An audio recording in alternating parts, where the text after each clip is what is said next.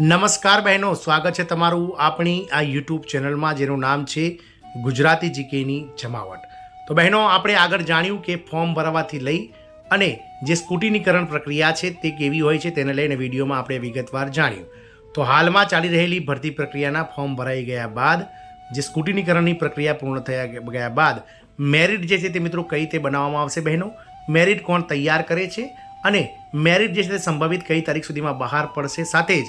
આપે જે મેરિટ બહાર પડ્યા બાદ જો તમને લાગે કે તમારું નામ મેરિટમાં યોગ્ય હોવા છતાં નથી આવી મેરિટ પ્રમાણે, તો તમારે ઓનલાઈન અરજી કઈ રીતે કરવાની છે, ઓનલાઈન અપીલ, તમામ માહિતી જે છે તે આજના વિડીયોમાં આપણે વિગતવાર જાણીશું. તો આ વિડીયો અંત સુધી બન્યા રહો અને જો તમે ચેનલમાં પહેલીવાર વિડીયો જોતા હોય તો ચેનલને લાઇક, શેર અને સબસ્ક્રાઇબ કરવાનું ભૂલશો નહીં, જેથી કરીને અમારી ચેનલ પર મૂકવામાં આવતા આવા સરકારી ભરતી, આંગણવાડી ભરતી વગેરેના સમાચારો તમને સરળતાથી ચેનલના માધ્યમથી ઉપલબ્ધ થઈ જાય. તો હાલમાં ગુજરાત રાજ્યના મહિલા અને બાળ વિકાસ વિભાગ દ્વારા કુલ 9,800 કરતાં વધારે આંગણવાડી કાર્યકર અને તેડાગર બહેનોની જે ભરતી પ્રક્રિયા છે તેના માટે ઓનલાઈન અરજીઓ મંગાવવામાં આવી રહી છે. આગામી 30/8/2025 મધરાત 12 વાગ્યા સુધીમાં આ ઓનલાઈન અરજીઓ જે છે તે મિત્રો મંગાવવામાં બહેનો આવી રહી છે. આ અરજીઓ જે છે તે ફોર્મ ભરવાનું પૂર્ણ થઈ ગયા બાદ CDPO દ્વારા આપણે અગાઉ જાણ્યું તે પ્રમાણે સ્ક્રુટિનીકરણની પ્રક્રિયા કરવામાં આવશે. સ્ક્રુટિનીકરણ પ્રક્રિયા એટલે કે આ બહેનોએ જે ફોર્મ ભર્યા છે તે ફોર્મોની ચકાસણી જે છે તે CDPO દ્વારા તમામ જિલ્લા લેવલે કરવામાં આવશે અને ત્યારબાદ ચકાસણી કરીને જે યોગ્ય ફોર્મ હશે, જેમાં અધૂરી વિગતો હશે તેવા ફોર્મ રિજેક્ટ કરવામાં આવશે અને જે યોગ્ય રીતે સાચા ફોર્મ ભરાયા હશે તેવા ફોર્મની ચકાસણી કરી અને તેમને મિત્રો એક સરખા કરી અને CDPO દ્વારા પ્રોગ્રામ ઓફિસરને જે છે તે મિત્રો મેરિટ ખરાઈ માટે મોકલી દેવામાં આવશે. જેના માટે મિત્રો 10 દિવસનો સમયગાળો સ્કૂટીનીકરણનો છે, એટલે કે 1 તારીખથી લઈને 10 તારીખ સુધીમાં જે છે તે આ સ્કૂટીનીકરણની પ્રક્રિયા પૂર્ણ થશે. ત્યારબાદ 10 સપ્ટેમ્બરથી લઈને 20/9/2025 સુધીમાં પ્રોગ્રામ ઓફિસર દ્વારા જે છે તે મેરિટ ખરાઈ અને જનરેશન કરવામાં આવશે. તો સૌથી મહત્વની બાબત કે મેરિટ કઈ રીતે બને છે તેની વાત કરીએ તો પ્રોગ્રામ ઓફિસર દ્વારા CDPO દ્વારા સ્કૂટીનીકરણ દરમિયાન સ્કૂટીનીકરણ કરીને જેટલી અરજીઓ મળી હશે આ તમામ અરજીઓને ગ્રામ વાઇઝ, એટલે કે જે ગામમાં જેટલી અરજીઓ કાર્યકર તેડાગર બહેનો માટે આવી છે તેને ક્રમબદ્ધ કરવામાં આવશે. ક્રમબદ્ધ એટલે કે મેરિટ વાઇઝ જે છે તે મિત્રો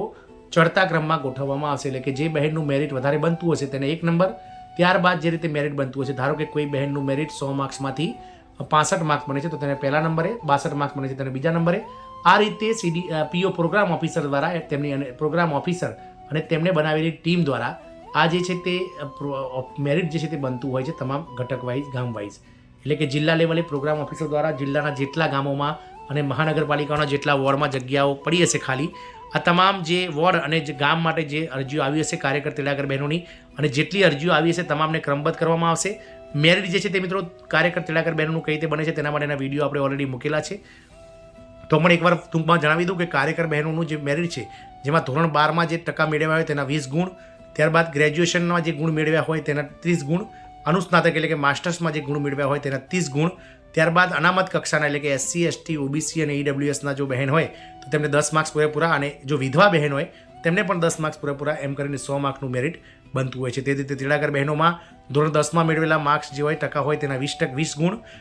ધોરણ 12ના અથવા તો PTC કરેલું હોય, ધોરણ 12 પછી ડિપ્લોમા કરેલું હોય તો તેના 30 ગુણ અને સ્નાતક કક્ષાના અથવા PTC કરેલું હોય તો તેના 30 ગુણ, ત્યારબાદ અનામત કક્ષાના એટલે કે SC, ST, OBC, EWSના મહિલાઓને 10 ગુણ પૂરેપૂરા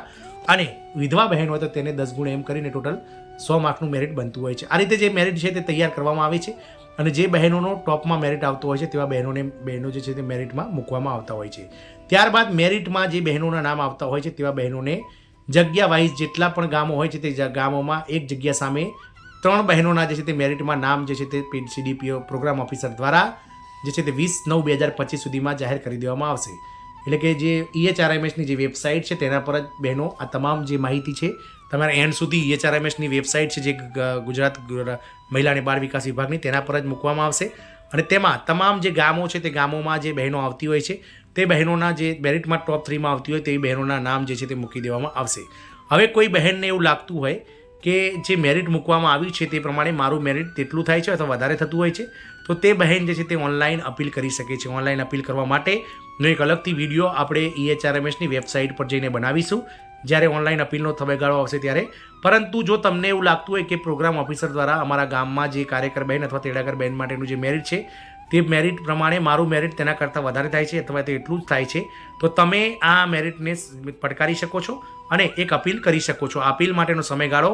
20/9/2025થી લઈ અને 30/9/2025 એમ 10 દિવસ આ અપીલ કરવા માટે તમને મળશે. પરંતુ હાલમાં સૌથી મહત્વની બાબત છે કે મેરિટ કઈ રીતે તૈયાર થાય છે અને શું હોય છે મેરિટમાં, કેટલા બહેનોને બોલાવવામાં આવે છે. તો મેરિટ દરેક જે જગ્યા વાઇઝ જે છે તે બહેનોનું બનતું હોય છે, ચડતા ક્રમમાં ટીમ બનાવતી હોય છે અને ત્યારબાદ ટોપ 3 એટલે કે જે સૌથી વધારે જેમનું મેરિટ બનતું હોય તેવા 3 બહેનોને જગ્યા વાઇઝ મેરિટમાં સમાવેશ કરવામાં આવે છે અને ત્યારબાદ આ 3 બહેનોને દસ્તાવેજ ખરાઈ માટે પણ જે છે તે દિવાળી જે બધું અપીલનો કાર્યક્રમ પતી ગયા બાદ બોલાવવામાં આવતો હોય છે. તો આ એક સૌથી મહત્વની બાબત છે કે સ્કૂટીનીકરણ પ્રક્રિયાથી લઈ અને મેરિટ જનરેશન, મેરિટ ખરાઈ અને ત્યારબાદ ઓનલાઈન અપીલ કઈ રીતે કરવાની હોય છે તેને લઈને વિડીયો બનાવ્યો છે. ત્યારબાદ હવે આગળનો વિડીયો આપણે અપીલ નિકાલ કઈ રીતે કરવાનો છે તેને લઈને બનાવીશું. તો વિડીયોના અમારી ચેનલ સાથે જોડાઈ રહો. જય હિન્દ, અસ્તુ.